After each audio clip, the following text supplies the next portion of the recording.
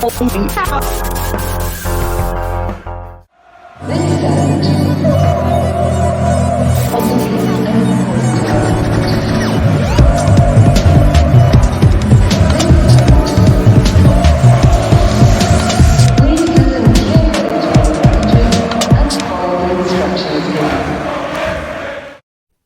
and welcome to the Blue Monday podcast covering Ipswich Town since 2015. I'm Richard Woodward and you're tuned into the Prematch show, Crewe at Home edition, in partnership with our friends at the Greyhound Pub in Ipswich. We are available every week on podcast, audio and video. And joining me as always for some irreverent but hopefully informative ITFC chat is Seb Brown. Seb, how are you? I'm good, thank you, mate. Another amazing week in the life of being an Ipswich Town fan, eh? From the highs as I went to Sunderland, and I was so sure that we were going to do something, and then as normal we don't. And I thought Rotherham's a tough game, and we might sneak a point, and of course we didn't. So yeah, good times, isn't it? Back to normal, isn't it? It's almost like it's this time last season all over again, isn't it? Kind of, yeah. We'll try and find positives because this weekend's fixture is hashtag winnable. Oh God, this is a gimme. Yeah, shudder. If we don't win this, give up. Just let it go. We'll pack up. We'll end 1878 until 2021. If we can't get it right on Sunday, then God, heaven forbid, the Flagship is going to be interesting, isn't it? Can you imagine if at 5:30 or 5 o'clock or whatever we've lost a Crewe? I think we'll just have to delete social media and close down everything and just hibernate for the winter. God. Yeah, well, we'll talk about Crewe and make our predictions and why we've got stats to back up what we've been talking about. So this is not as if we're kind of, plucking things from thin air. We've done our research, Seb, and there's reason to be confident. So we'll give you all of the insights into Crewe shortly. But for now, let's do a few bits of news. And Crewe marks this year's weekend for Stonewall's Rainbow Laces campaign. And the club have already mentioned on the website what they're doing to mark that. I have spoken to Francine from Rainbow Tractors and the LBGTQ plus group.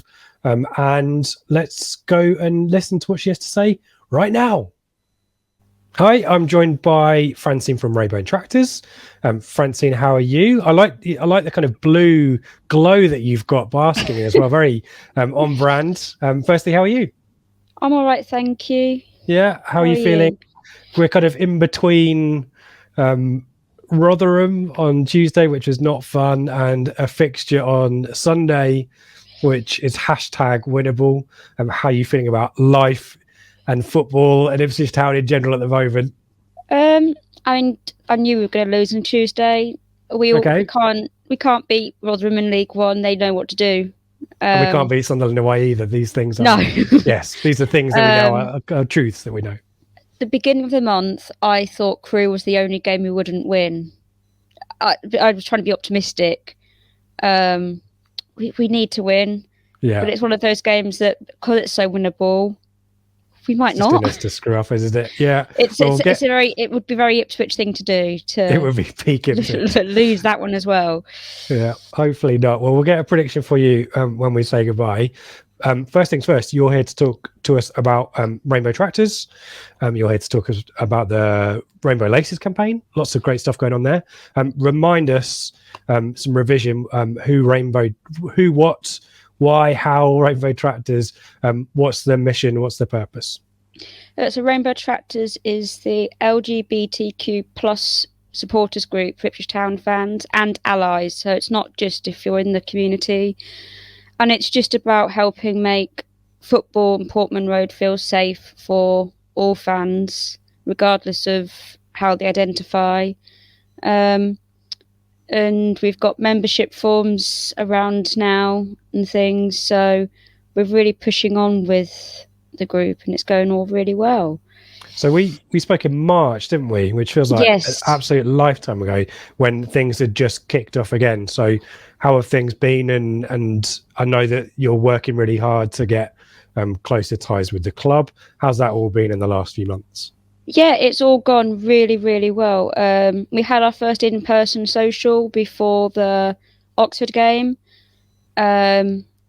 and I think our big problem is that we've got lots of fans all over the country, so doing anything in person can be quite challenging sometimes. But we've got group chats going and things, so the actual building of the group up's going really well.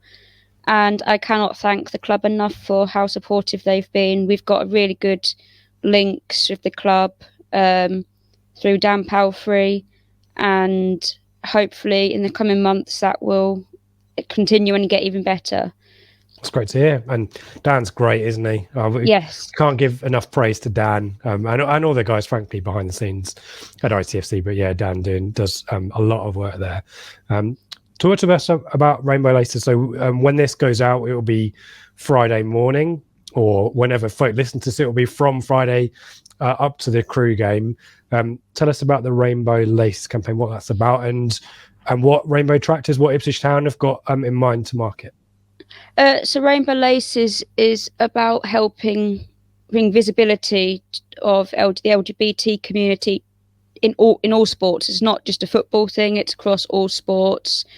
Things like about, the whole anti-LGBT language not being banter. It is harmful. And we want all sport to be a welcoming place for the LGBT community. And that the Rainbow Lace is a Stonewall Run campaign to, include that, encourage that, and show that teams are welcoming and inclusive to the LGBT community. As for the club, the game is Crewe. Our designated game is the Crewe game. Okay. So some people may have noticed at the Rotherham game that underneath the scoreboard, in between the away fans and the Sir Ralph Ramsey stand, in that bit of terracing that's no longer used, there's a flag. Oh, I didn't notice that, but I'm not observant. So the club have got a flag designed and put up as part of the campaign. I am on Friday, so when this comes out, hopefully Friday, meeting Connor Chaplin and having a chat with him about the campaign. Something that me and Dan have both said thought was a good idea to, work with the players as well as him. So then that will, I believe, go out on social medias and things for people to see. I don't know if they'll be wearing laces or armbands and things. I think they have done in the past, so don't see why not.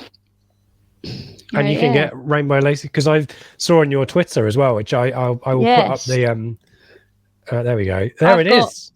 I've got 12 left. 12 left. So by the time this goes out, it could be 0. Yes, it could be. But you can get from the Stonewall website as well. Yes, so I got them. Get 25 for free. So if you're a team, if anyone watching this is like a coach of a team, then they can go on the Stonewall website and get 25 of them for free, which would cover a team.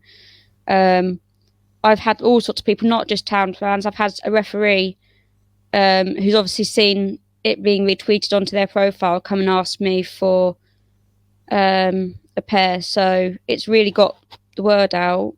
Brilliant. And they're on my trainers at Rainbow Tractors. Yes. Sorry, go on. It's all right. I put them on. I was wearing them on Tuesday night. So yeah.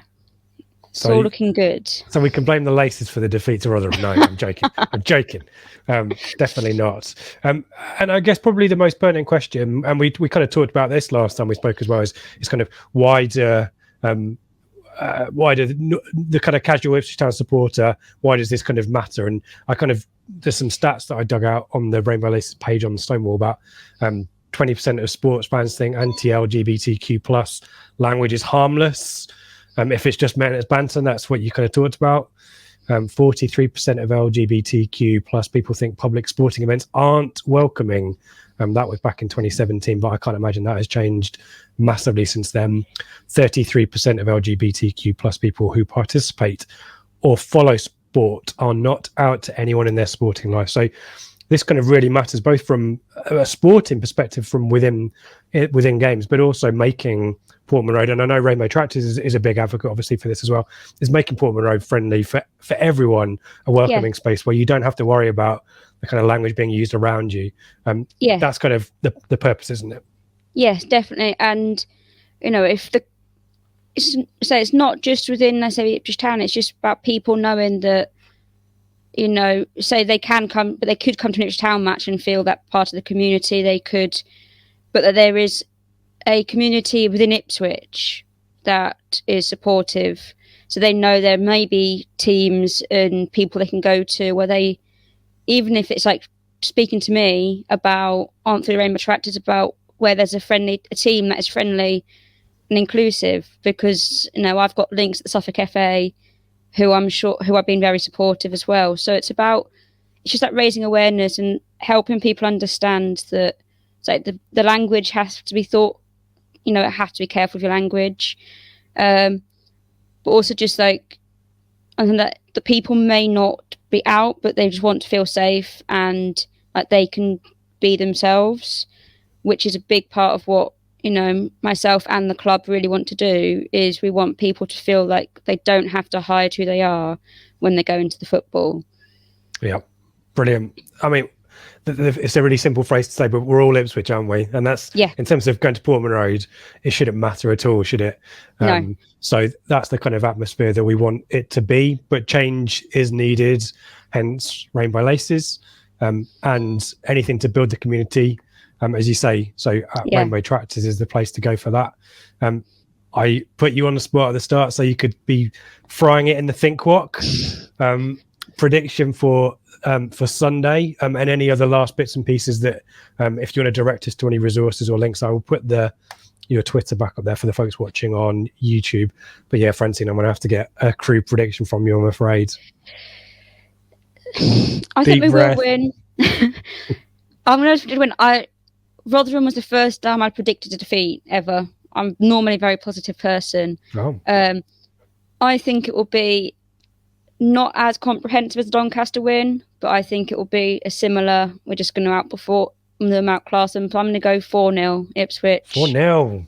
Yes. Wow. And we are recording this not on Friday morning. This is quite close to Rotherham, so I'm loving the optimism, the turn of mood there. That's exactly what we need, though. So that's great. Yep. Any last bits and pieces to direct folk to where to get stuff, either people looking for support or people looking to be an ally to the group or anything like that? Yeah, they just our Rainbow Tractors. We've got our Facebook, our Instagram, and our Twitter handle. And if you message me on there and you want more information, I can send you our membership form, which the club are also going to be putting out this week as well. And I'll also, answer any questions anyone has. Also, when I do a man of the match poll after the games, please get involved, everybody. I'm not doing it for Rotherham because I've decided myself who's got it. Because only Edmondson, I think he would have won it anyway if I put him in there. So Edmondson was it for Rotherham, but in future games, as many votes as possible for my man in the match polls. Brilliant. Yeah, well, we'll retweet that then in future. That's useful to know as well. So yeah, at Rainbow Tractors, for all kind of information on the group and what they're doing on Rainbow Laces, keep a lookout on the club socials, by sounds of it, on Friday. Is it you chatting to Connor? Yes, me and one other person. Okay. There's two of us chatting to Connor. So keep a lookout for that. Keep a lookout for a flag under the scoreboard in the corner of the Cobbold and the Sir Alf Ramsey stand, and vote for your man of the match at the end of the game on Sunday, which Ipswich are going to win. You've heard it here first. 4-0. And also Rainbow Laces, if you are in quick, you've got a chance. Otherwise, Stonewall website if you've got a team or anything like that. Francine, that's great. Thank you so much for spending the time, and good luck for all the events happening over the week. There we go. And if so, we were recording this before I've edited the video together, and I threatened this last week. If I can make this work, Seb, I will do the kind of Wayne's World wibbly wobbly dream effect to come back into that. Yeah. So Yeah, I'm trying to remember. I was thinking the Wainsworth quotes. All I can think is, oh, I'm in Delaware, but that's when they get the blue screen behind them, isn't it? Yeah. So maybe next week we'll get the blue screen behind us, and I'm in Delaware. Spend some of the budget. Let's get a gun and go to a Broadway show. We'll get someone to do some voiceover intro. Yeah, you can wear Reebok stuff and just put your feet up. Eat pizza, Pizza Hut. Exactly right. Oh, I've got a headache. Take one of these. There we go. We could quote Wainsworth all night, but we won't. We won't. We will talk about ITFC women who have a second round FA Cup tie this weekend. Annoyingly, have a clash with the men's game on Sunday. Do I ask which one you're going to? Are you torn at the moment? Well, I mean, I'd go to the women personally. If I wasn't having to do the Flagship show, I would probably do it. I mean, it isn't impossible to do both. You will miss a chunk of the end of the women's game or a chunk of the, first half of the men's game. You might be able to get the second half probably, but after Rotherham, I was tested. But I feel really sorry for the girls because it's going to be a really small crowd, and Crawley Wasps, I assume, are not too upset about that situation. So it'll be an interesting one to see how they get on against that. In that one, Crawley was it 1-0 earlier in the season, I think, was it? Yeah, so they got league form there, so it's not as daunting a tie as it could be. And we spoke to Kieran about that situation last week. So we wish the women all the best for their game coming up and to get round into the next round of the Cup. Obviously, continue recent history in FA Cup has been pretty good. We also need to wish all the best to friend of the pod, Sophie Pesquet, the first women's pro back in the summer, had a knee injury in September and has subsequently had lots of tests, and it's found out that she's got a torn ACL and had surgery on that, I think yesterday when we're recording, on Wednesday, and then has now a long spell out. So not a long-term injury. Blue Wilson, the other one. So yeah, we wish Sophie the best, and yeah, tough that, isn't it? After being part of the team and getting promoted, and now you're on the sidelines. It must be tough. It is, yeah. So did you see all the tweets after the Southampton victory? People were tagging her on Twitter and stuff, and she was replying to a couple of them. So yeah, thoughts go out to her. It must be heartbreaking to see the team do so well and not being able to be a part of it. But hopefully, obviously, she can be back for hopefully after they're promoted at the end of this season into next year's division.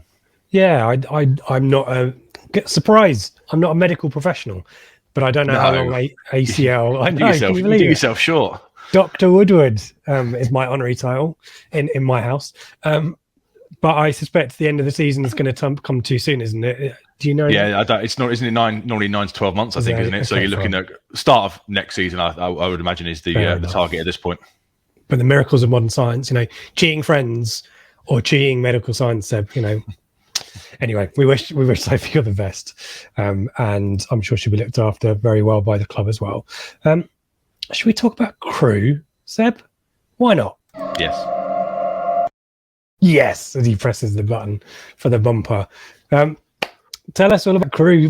How's their season gone so far? Well, if on paper you could choose a game to play, having lost away to Sunderland, albeit with a good performance, and then lost on Tuesday night after being schooled, I guess you would pick the side that are bottom of the league and haven't won a single game away from home. So, on paper, this should be an absolute gimme. They are sacked rock bottom, 12 points from 19 games, only won 2 games all season, not won a game away from home, and only won in their last 5. So if ever a team was there for the taking, I think it's fair to say that these guys are.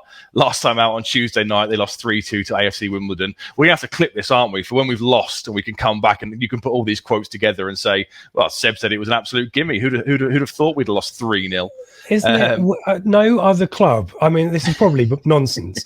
I'm now more nervous about this game the more we talk about it, because, as you say, by whatever measure you can come up with, there is no way that we should be contemplating anything other than an Ipswich victory. Now, it might be a scraped 1-0, knowing at this point, take it. But there is literally nothing there's no kind of, the only thing I guess I can find is they scored twice away from home on Tuesday night. but they still lost. Yeah, one was a last-minute consolation as well, wasn't it? So they're not prolific scorers, but I mean, like I say, they lost 3-2 away to AFC Wimbledon on Tuesday night. Went 1-0 up, but then lost it 3-1 down and scored a consolation, and AFC Wimbledon had a man sent off. So I don't know if it was a nervy ending, but like I say, they've not won on the road at all this season. Last season they finished really comfortably. They finished 12th on 66 points, and I was astounded they were only 3 points behind us, which kind of shows how awful we trailed away last year. We had the 1-1 draw at what's now the Mornflake Stadium. I know it is Gresty Road. I didn't know it was the Mornflake. There's some sort of porridge or oats type thing. It's like a Cheshire staple, apparently. They're the you should know that's not too far away from you, isn't it? It's about 45 minutes away, yeah, but I can honestly say I've never had Mornflake. You don't tuck into some Mornflake no. Of a cold morning. No. Yeah, on the cold winter nights. It was the Aaron Drinnan worldy goal, where I think he tried to tackle the guy and ended up bouncing into the net. Yeah, and we won 1-0 at Portman Road. Ollie Hawkins scored from an Alan Judge corner. So unbeaten in them last season. And of course, we all remember Crewe, I guess, for that horrible late game in the 90s, don't we? Yes. I dug. I mean, that's why I've got the shirt. I'd forgotten, to be honest. I'd forgotten about it till I saw your note for this. Yeah, 98-99. Crewe beat us at Portman Road in kind of the third game from the end of the season. I think we lost to Birmingham after that. Mark Rivers, I can remember, it was a really miserable, wet day, I think. Mark Venus scored a penalty, but Jermaine Wright was sent off for Crewe. He was. I didn't know. I couldn't remember that. David Wright played for Crewe as well. Danny Murphy had just signed for Liverpool, came back on loan. He was playing for them as well. And they were down to 10 men and it was 1-1, which I think might have been enough in the end. I need to check the goal difference. We missed out by 2 points, I think, at 1 point off second. Yeah. Paul Jules Bradford. Bloody hell, Paul Jules. So that cost us, I mean, admittedly, a year. But yeah. But do you remember the next season we actually lost them in the two-legged Cup Caravan Worthington Cups were two-legged, weren't they? The next season we lost them over 2 legs as well, and they became a bit of a bogey side. I remember we played them at probably about November-ish time at Portman Road in the promotion season. Well known for Sean Fry's debut, if I remember correctly. And big game players step up, don't they? And David Johnson scored twice to seal the win. So yeah, for a while they were definitely the bogey side, and God, that game in the late 90s was horrible, wasn't it? Yeah. If we had gone up that season, we wouldn't have signed Marcus Stewart. And, imagine what might have happened then, hey, Seb.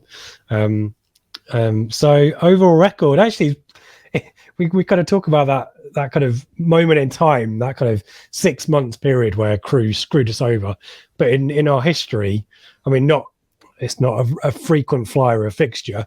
11 town wins, 4 draws, only 3 defeats, including the one we've just talked about, the one in the League Cup you mentioned, and we lost them when the season started to crumble in 02-03. I remember in August 03-04. I remember that. Yeah, it was we had like Marcus Ben, Pablo, and Darren Bent up front in a 4-3-3, and we had that awful start. Do you remember? And it was about early September. We were bottom of the league, and then we started to get our groove on. We brought in Coochie and Bart Williams and Alan Mann and stuff, and we started to shoot up the table. But I think it was like 3rd or 4th that season.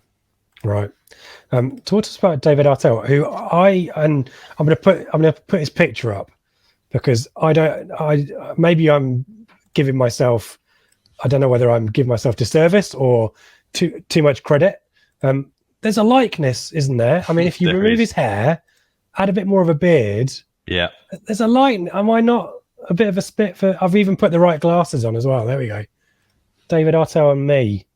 I can slightly see it. Can you do his voice like you do Paul Cook's voice? No, I'd listened to it and I can't remember. It's a Northwest accent, your kind of neck of the woods accent, but no, I can't do it. But he's been there for a while. I can see a resemblance. Yeah, he's been there in various roles. He played for them. He was captain. He took over an academy role in 2014 and then became the permanent manager in January 2017.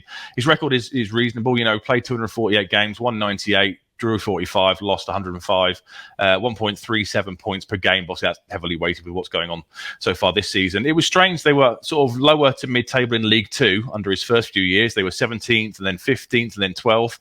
And then suddenly in the COVID curtailed season, they absolutely stormed the league and they were second and obviously finished up there on points per game and then had that really comfortable spell last year where they finished, mid-table in League One. So he's done really, really well there. I've noticed he's brought in Alex Neil, hasn't he, as an advisor. So I guess he's maybe looking like Paul Cook's done with Peter Reid, and just getting that slightly, I guess, more experienced body in to offer different views and different advice. And although it's not Seb's fact of the week yet, did you know he's actually got a degree in forensic biology from the University of Chester? I did not know that. No, surprising, isn't it? I mean, the University of Chester, I think if you collect various coupons on the back of Shreddy's package, you get a degree from the University of Chester. It's not amazing. This is your neck of the woods. It's a rubbish university. I think it's bottom of most. Yeah, it's bottom of most lists week in, week out. Feel free. Yeah, if any of the University of Chester alumni are watching, please feel free to get me on Twitter. So he's got that as well. So yeah, he's been there for an awful long time. And I guess this season, it's hard to tell what Crewe expect. To go from being comfortably mid-table last season to struggling this season. Are they considering a change? I guess we'll have to wait and see. And I shudder to mention this. We know the kind of standard, the style of play that Crewe have had over the last 2 or 3 decades under Dario Gradi, but lots of off-field issues in more recent times that are kind of a bit of a dark cloud hanging over the club. But Artel's team last season, I remember that 1-0 win at Portman Road, which was a very flattering scoreline for us, wasn't it? I think they were the much better team. They were, and they tried to play the right way. Alex Neil is not too dissimilar in that style of play, but it does kind of feel like a bit like picking your own successor, doesn't it? And I wonder what the situation is there and whether Artel might just, because he's ultimately quite loyal, I think, whether he might wish the club well and want Alex Neil to try and, do some kind of escape job. Perhaps, maybe, I guess Alex Neil is that experienced hand, isn't he? A lot of experience with Norwich, and then is it below with him, Preston more recently. Sorry? Is it below him, that job? I don't know. I mean, if you're out of work for a while, I think you get to the point where you have to take something, otherwise you start to get forgotten about quite quickly, don't you? Well, I can't remember when he left Preston. Was it this season or in the close season? I can't remember. Last season, wasn't it? Yeah. Was it? Okay, so that's when he's maybe left. Maybe start of the year. Been out of work for. Okay, so he's been out of work for a decent while. So I think when you get to that position, you don't want to become like an Alan Kirbishley, where you're sort of linked with everything, but you never get anything. I think it gets to a point where you just want to take something to get your face back into the game. Buying houses in Woodbridge, etc., etc. Let's talk about transfer business. So, in terms of assessment of Crewe, my assessment here is that the recruitment has been a massive failure, and that might be a factor here. You're going to tell us about a couple of players who've left quite significantly. One who we saw quite a lot of last season, but the players coming in don't really fill me with a huge amount of confidence. So. No, they've lost quality, haven't they, and not really replaced it very well. They've brought in Chris Long from Motherwell up front to score the goals. He's got 3 so far. J. Neil Bennett and Ben Knight are the sort of, I guess, the headline loans on loan from the Premier League. You've got Bennett on loan from Spurs, and of course we know Ben Knight, who's on loan from Man City when they snatched him. Was that 2016-ish, 2017, was it? Something like that. He's still quite young, isn't he? But yeah, this is his first sort of venture out, isn't it, into the football league. He's not really done much there so far, but they're sort of the headline loans, I guess. Madga Gomez has come in from Doncaster to sort of stiffen up central midfield. Played 45 odd games for them across the last 2 seasons, so fairly well experienced at this level. But none of them have really been amazing. And Callum McFadzen's come in from Sunderland. He's a left back, but none of them have really set the world on fire. So I wasn't going to say anything, but you got to strike 3 for me. With what? There are 3 different pronunciations. So I'm going to go for. Here's an alternative translation from the Wrexham language that Seb's using. I'm going to go for Janeel Bennett. What did I say? You said J Neil, as in like J Lloyd Samuel. Janeel, Madga Gomez, and Callum McFadzean. What did I say for Gomez then? Madga. Oh, what are you saying? Madja. Oh, right, okay. Brilliant. Like Badger. Okay, right. Thanks for explaining. Maybe we should have dealt with this before. Put it up in crayons for me next week, so I can. I'll spell it phonetically for you. Thanks. 2 things that I'd clocked in checking through the signings, and this again to me kind of has reeks of kind of iceberg, but probably isn't. They signed 2 players in the summer, Tommy Hoban, Sean McDonald, both on a free transfer, both of whom retired after being with Crewe for a few months. Now, admittedly, injury is probably a factor there, but that's always a little bit ominous for me, particularly Tommy Hoban, who's 27. We don't know the situation there. There might be something else at play, but clearly there was an expectation. 27 and 33, the ages respectively, those two players. Those are experienced players, signed from Aberdeen and Rotherham, who Arteta would have been hoping to make a contribution, and that's experience that's gone, and they retired I think in September time. I mean, I guess we're kind of one of the poster boys for poor recruitment, aren't we? If you sell quality and don't buy properly, and I guess don't do your research, like you said, we don't know the situations behind it, but if you don't do your research and you do due diligence on bringing people in, then I guess these are the kind of things you can open yourself up for. And when you do lose quality and not replace it properly, then you're gonna suffer the consequences, aren't you? And talk to us about the quality that was. Well, the two that stand out. I mean, Charlie Kirk, we saw him play against us. Lovely player, I thought. Last year, he's got 6 goals, 8 assists in 42 games. He's gone to Charlton in the summer. He'd have been one I'd been quite happy with when the takeover went through. Obviously, at that stage, I guess we didn't know we were targeting the likes of Selena and Chaplin and stuff, And I did think to myself, he'd be a reasonable buy. He only cost Charlton 500 grand, so that could be a real bargain. Owen Dale, I think we were linked with him as well at some point during the window. 11 goals, 2 assists in 43 games last year. So you've lost, 2 players that have pretty much played every single game last season, have contributed 18 odd goals between them, and 10 assists, and they've both moved higher up the tree. Owen Dale's gone on loan to Blackpool at the start of this season, but there's an agreed fee to make it permanent in January. So then he's not coming back. And Ryan Wintle as well, joined Mick McCarthy's Cardiff. He only made 1 appearance for them, and then got loaned to Blackpool, where he's made 12 appearances. So they've lost some real quality based on last year, which I guess explains the huge drop off in performance. I think you mean Ryan Wintel, actually. What did I say? I'm joking. That one was fine. That was fine. Those 3 were on point. I was just taking a piss. Let's talk about what to kind of expect. Room 101, pronunciation. Yeah, Seb's pronunciation. Pedanticness. It's the Welsh accent. Don't worry. You've been up there for too long. Need to get you back. In terms of what to expect, the stats are pretty lousy in respect of goals, shots per game are as bad as we'd expect them to be. Defensively, though, it's just a nightmare. Talk to us through some of the stats. So. It is, isn't it? I mean, they've only scored 16 goals so far this season, which is 0.8 per game. They average just under 10 shots per game, which is the second worst in the division. 3.5 on target, which is the 4th worst. So this is not a good sign. I'm very conscious that we're going from sort of on paper poor recruitment. They don't score any goals. We're really starting to build this up, aren't we? No. 51.6% possession, 47.8% away. So away from home, they're happy to sit back and let the other team have the ball. 73.4% passing accuracy, which again isn't amazing. Defending, they've conceded 34 goals, which is 1.8 per game. That's as many as we've scored, isn't it? Okay. Obviously, 3 on Tuesday night against AFC Wimbledon. Only 2 clean sheets so far this season. No clean sheets away from home. I reiterate that they haven't they haven't won away from home, and they've not kept a clean sheet away from home. So make sure you clip that part of it up. Shots conceded is 16.4 per game, which is the worst in the league by a mile. And away from home, it's 18.7. So let's hope Macaulay Bonne and the likes bring their shooting boots on Sunday, because we're going to be presented with an awful lot of opportunities. Expected goals against 1.94. 1.94. Joint with Gillingham. Gillingham stats are pretty bad as well, by the way. When I was doing the kind of shots and these kind of stats, Gillingham were up there as well. You'd expect Doncaster to be, but Gillingham are actually pretty poor on that. But expected goals to concede, or expected goals against 1.94. As good as almost 2. Yeah, this. And we saw that against AFC Wimbledon, 3 conceded. You know what I mean? So, in terms of the way that they'll go about things, there is pace in this team. They do attempt to attack down the wings. If you said they're happy to have the ball, but the weakness is just whatever good there is in this team, the weakness is just undermine it. And to me, I watched the highlights against Wimbledon. Awful defending at set pieces. Mistakes around the 18-yard box. Defending counterattacks, not great around that.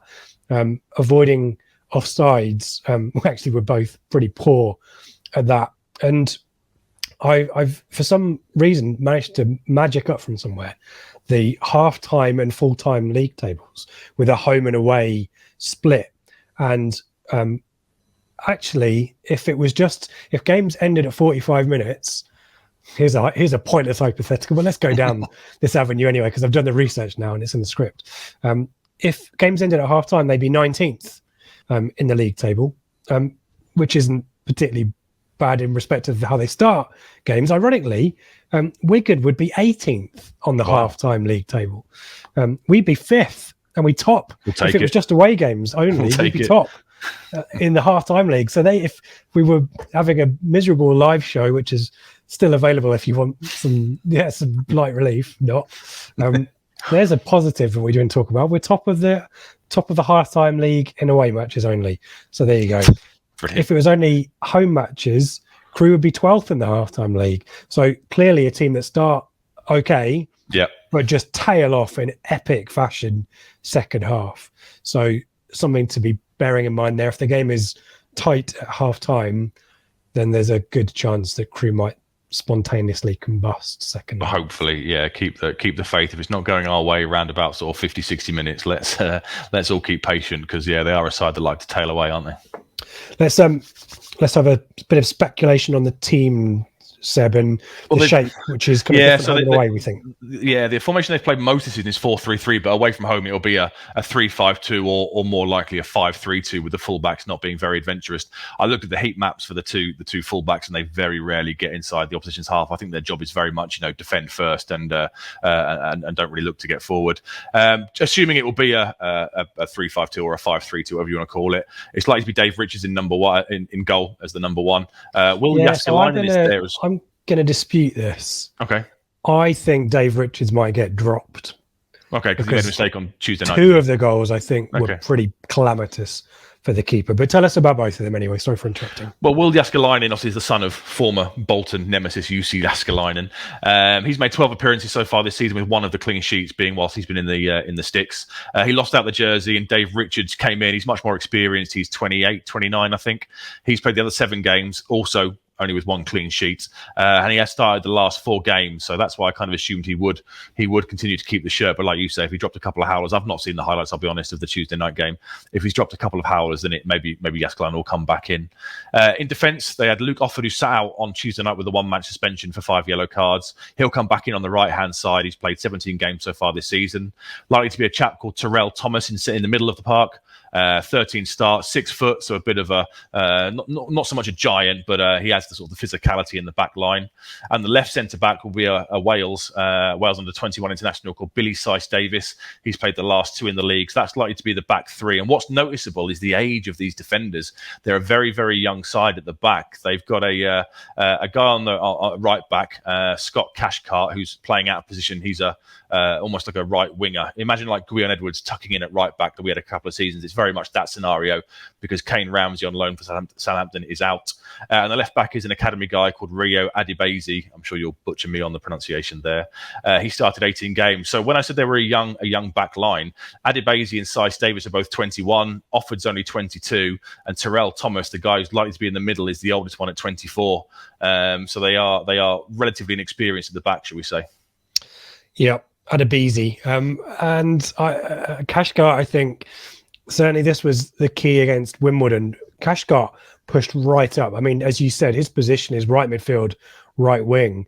And at times, he was joining the strikers and making it a front 3 against AFC Wimbledon. So don't be surprised if he pushes up.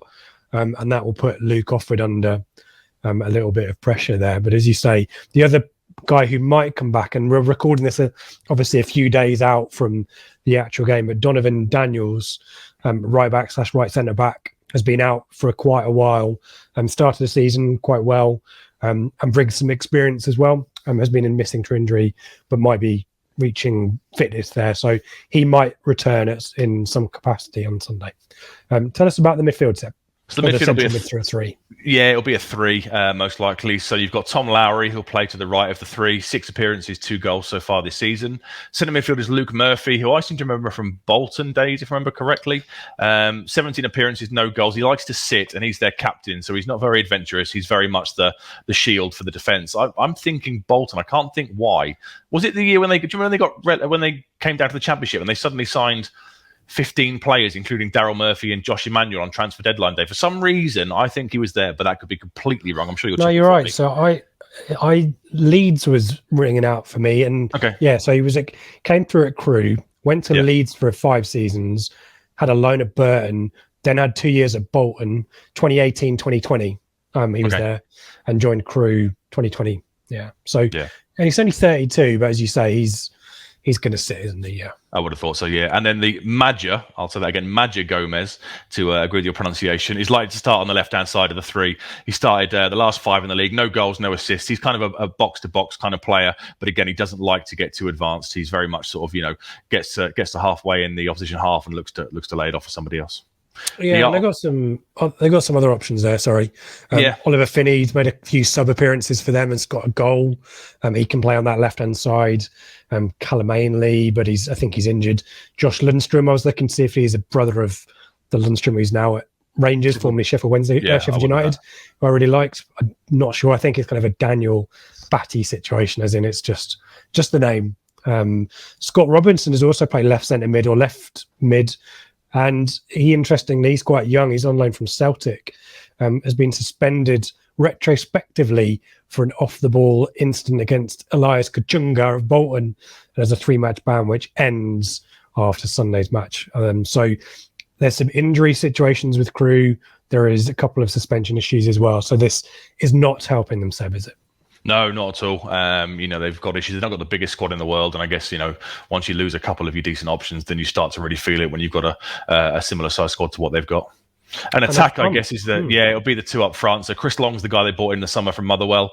He's got 9 starts and 3 goals. He's pretty much guaranteed to be one of the starting 2. Then they've got Chris Porter. So Chris Porter's made 18 starts this season, 3 goals, 3 assists, but he's 37.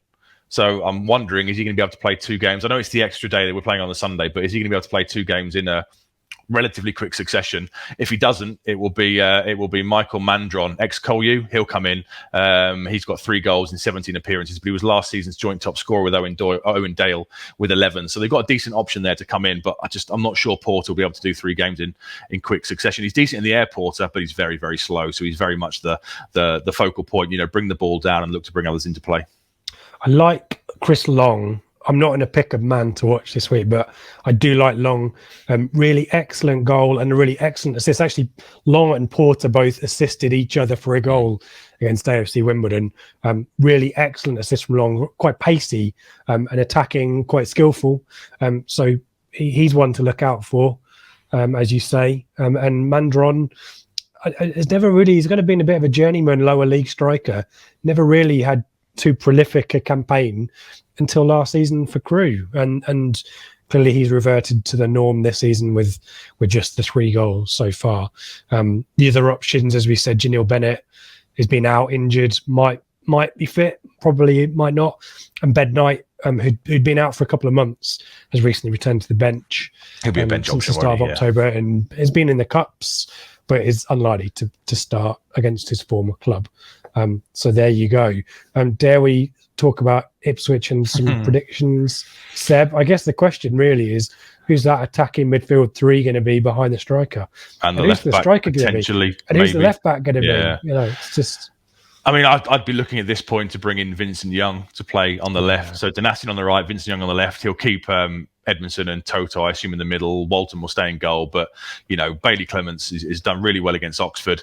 Did okay in the cup against Oldham, and then to ask a relatively inexperienced 20-year-old to play against the likes of Sunderland, and then a well-polished purring machine like Rotherham was a bit harsh, I thought. So I think I'd be bringing in Vincent Young, so you've got at least one proper attacking fullback on the pitch. The midfield 2, we know it will be Evans and Morsey. That's not going to change. The 3 behind, if we assume Burns is still going to be out, we don't know. Did they say he hasn't tweaked his? Is he just tweaked his hamstring? Is he? He's not pulled it, is he? It was very vague, wasn't it? Yeah. If we assume he's still going to be out, then I guess we'll see Chaplin probably out wide again, Selina in the 10, and then I would bring back in Edwards. I just think with Burns, when you've got one of Burns' rubbers in the team, you've got a player that can naturally carry the ball up the pitch quickly for you. So I think if you're missing one, then you pretty much have to play the other. I'd personally put Fraser into midfield alongside Morsey as well, personally, just for that extra bit of quality and guile, because Evans has looked really off it the last 2 games. I don't think he will, but that's what I would do. And then I guess you have to stick with Bond, don't you? You wouldn't be looking to make a change. I think it's harsh on Piggott. I think he deserves a run, but it's a big call to leave out your your 11 goal top scoring player, even though if he has scored 1 in 6 now, and he's looked a bit off it the last 2 games, albeit with absolutely no service. And Piggott's going to get the cup games probably the next he'll week play or so. Arsenal and Barrow, won't he? So he'll get 180 minutes presumably across those 2, possibly more if the Papa John's goes to extra time. So I guess it'll be something like that. Again, I'm not overly thrilled with the 3 number 10s like we had on Tuesday night playing behind the striker. They seem to get in each other's way and got a bit cluttered, but I think at least 2 of them will have to start given Burns' injury. So I'm hoping that Luco might be back. Obviously had a difficult week for him and it might be too soon. Yeah. But I think it'd be good to have an orthodox wide man there rather than a number 10 playing out of position there. I think Edwards will come back in on the left hand side because I think he, as you said, he can take the ball up the pitch and has a bit more threat about him and more positional discipline. I would quite like to see Chaplin as the 10, and if Luco's around, I'd quite like a Luco right wing. And I agree with you. I dropped Fraser in alongside Morsey, but we'll see what will happen. I don't expect much of that to come to fruition, unfortunately. No, well, we'll see. Guinevere might come out, won't she? Score prediction? We'll win. We've built it up so much up to this point in all the analysis. I think we'll win. I'm going to go 2-0. I don't think it will be overly convincing, but a 2-0 win. I think it will be. I was going to say 2-1 or 3-2 maybe, but I think we'll do just about enough. But I still apprehensive about our defensive capabilities. And then we've got the real tests against the likes of Charlton coming up, the following week and stuff. Exactly. You get this weird week these days, don't you, where you seem to have 2 cup games in a week with Peter John and FA Cup, so you get a complete break from the league like we had a couple of weeks ago, and then we've got some big games coming up with the likes of Charlton, followed by Wigan. Do you want me to play the music for your mini facts of the week, or are you moderately embarrassed by it? No, play it, absolutely not. It's what people tune in for. Yep.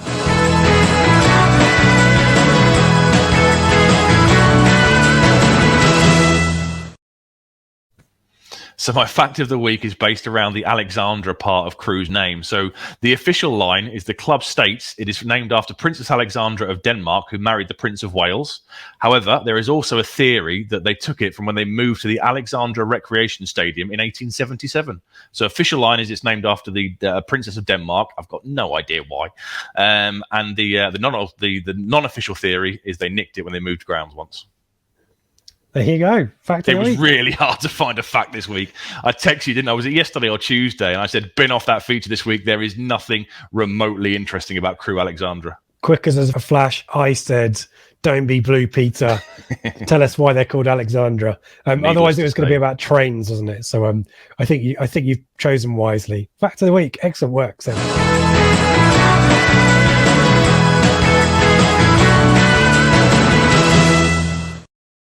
Let's do a few plugs before we go to the main event.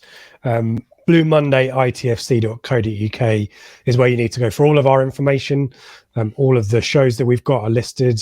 The audio feed, the video feeds, our social medias, all of the Instagram stuff. I took some very arty-farty photos around Portman Road. I noticed that, yeah. On Tuesday night after you were down there early for the book signing, weren't you? I was. I need to get that on the shelf at some point, which was excellent. And the book is available in Planet Blue as well. 30% donation to the Brain Cancer Charity. We are back on Sunday for the flagship show after Crewe. We had a bit of a debate on the live show, which is also available still, with Joe, Dave, and I after Rotherham about whether we go live or not. So we'll make a decision possibly Saturday, maybe Sunday evening, maybe depending on how the game went. So that will be available Monday morning at the very latest. It might be that it's out live on Sunday night as well. And then usual shows next week. Wednesday we'll do a reaction to the Pizza Cup. No, it's not even that. It's the EFL Trophy, isn't it? Wednesday against Arsenal, and then Flagship. Are we going to do a pre-match about Barrow, Seb? We can do, maybe a watered down version. 5 minutes. Yeah, slightly less detail than normal, because finding detail on the lower league sides can be a bit of a struggle. Yeah, we'll do our best on Barrow next week. We'll let you know if Seb and I have a week off. So there you go. As I said, let's get on to the main event.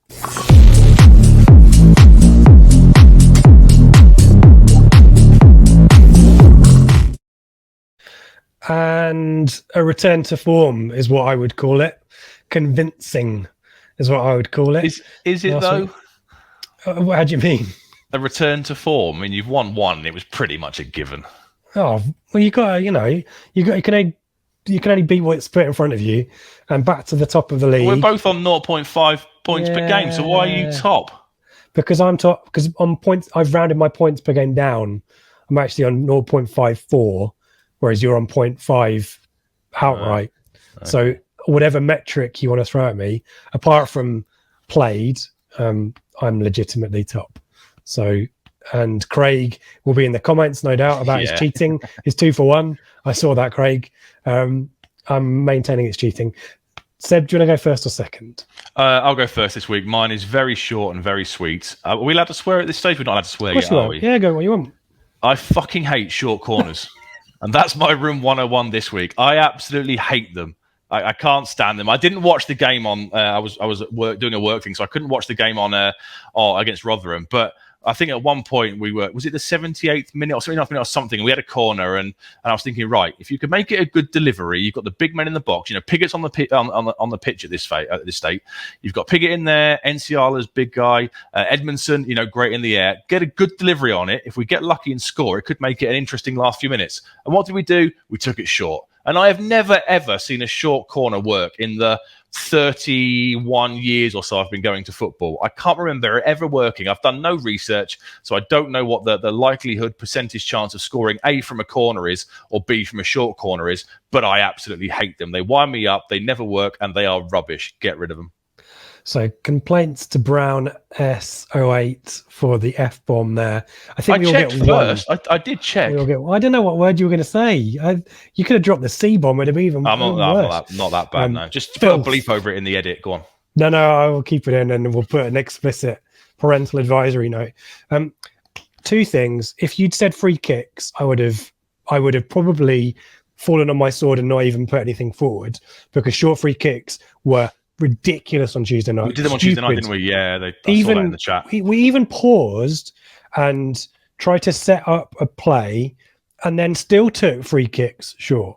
So if you'd said short set pieces in general, and I can still allow you to change it if you want, but I think probably you need to go with your first answer. No, I'll stick with corners. The point on short corners is statistically, presumably you make the angle better, do you, for the delivery or something? That, and statistically, you're more likely to retain possession. Brilliant. That's a fact, though, isn't it? As opposed to whipping it in and getting a good connection on it and maybe scoring a goal. You're more likely to retain possession. So your odds of the next touch after the corner of being a goal are higher, but the probability of it hitting an opposition player is obviously much higher as well. So swing it in swinging corners, swing them in, get your big guys up from the back and get on it. Out swinging corners are rubbish, and short corners are even more rubbish. Okay, I won't hear otherwise. I'm playing devil's advocate. So yeah, okay, there you go. Of a similar theme to Rotherham and Tuesday night, I'm going to put into room 101 referees who outwardly appear to be enforcing time wasting rules and then don't bother doing anything about it. They don't book anyone, nor do they add any time on. So referees going through the motions, say, "Oh yeah, here we are, tapping on my miserable watch, and hurry up," and then don't actually do anything about it. Rotherham were I'm gonna have a swear as well. Rotherham were absolute shithouses on Tuesday. They did it really well. They went for a drinks break straight after they scored the first goal in the first half. It took about a minute. I didn't know that. Okay, ridiculous situation. They were doing the cramp thing. The keeper was going down. The keeper, wasting time. Referee was kind of doing all the chivying along stuff, and we had a goal. I think we had possibly 3 or 2 subs each, which about 30 seconds. I don't know what the official law is on that. Meant to be 30 seconds per man, yeah. We still got 4 minutes. We didn't get 6 minutes or 7 minutes, which is what we should have got. Not that it would have made any difference to the outcome, because we still wouldn't have scored. But I just hate it, particularly at this level. Referees who are pretending like they care, going through the motion, so the assessor in the stand doesn't shout at them on after their reviews. Yeah, I know what you mean. I always find that frustrating. When a keeper is obviously wasting time and the ref keeps telling him, and then maybe in the 89th minute he might finally book him, so he ticks the box in his assessment. That kind of stuff is really annoying, isn't it? And if you wanted to send a message to the keeper about time wasting, you don't book him in the 89th minute. You book him in the 70th minute. You book him the second time he does it. The first time he does it, he gets a warning, and the second time he does it, you book him. Yeah. So the referee on Tuesday just fell for it. He was doing his weird little gestures, little muggy little. I nearly said something about Do the it. stuff with the hand.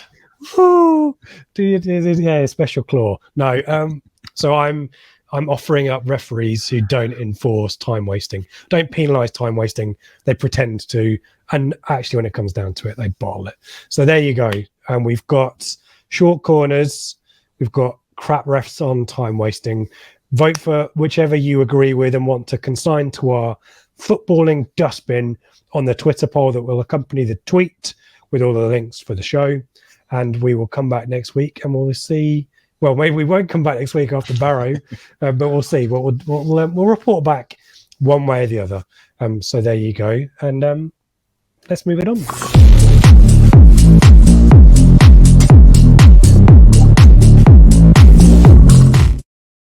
So that is your lot. Seb, thank you very much for all of your research and your excellent pronunciation. And good luck. Don't forget, folks, this is a home banker. And football, we'll end. You can have the last word. Football Room 101, get your votes in on that. Blue Monday, ITFC.co.uk, as we said, for all the details about whatever's going on, feeds, Instas, socials, donations. We had some really very generous donations during the live show and also subsequently via the PayPal link as well. So thank you everyone who's done that. We really appreciate it. We've got some, I keep saying it, we've got some really excellent stuff coming up. We do have, there's at least 2 things that I know about that are very cool. And Mark Donaldson has committed to come back verbal contract to do our first book club podcast. So we will definitely do that. We may even have a copy of the book to give away as well. So the donations just help us do more interesting stuff. And we will let you know how the format is going to work for that. So keep a lookout on our Twitter for that. And if you want to contact either of Seb or I to give us your feedback or suggestions on how we can make that feature work, at Ipswich, at Brown SO8. And obviously this show is brought to you by our good friends at the Greyhound Ipswich. Premier venue, home matches, even away matches. Go to there as a pre-match venue, even if you're not going to the game. Pre-match, post-match, they are open as normal on Sunday. Slightly revised situation with menu, I think. Maybe a little special there, but if you're expecting a full-blown roasty, I think maybe expect more of the match day fare, which Seb is still excellent value and excellent quality, isn't it? Anyway, so superb, yes, yeah. And we love amazing choice of beers. Get yourself down there. It's much more fun than going to Portman Road. And you may or may not see members of the Blue Monday team. That is your lot. Thank you for getting this far and watching. And Seb, I'll let you have the last word. Crewe haven't won a game away from home and haven't kept a clean sheet away from home. And then along came Ipswich. Do you really want to end on that? Why? You really want to end on that? Why? Well, I get accused of being negative. Are you? Are you sure? Why? It's. Would you be that surprised if it was a 0-0 draw? I don't know. We can redo it, and I'll do "Come on, you Blues" or something token. I'm still recording because I'm going to give you a second chance. You can stick with it, and I will make a decision whether I keep this extra, this bonus bit. I just can't believe that you said it. Why? You going with it? Yeah. All right, we'll go with it. I'm going to do the outro once more. Thanks for watching, everyone.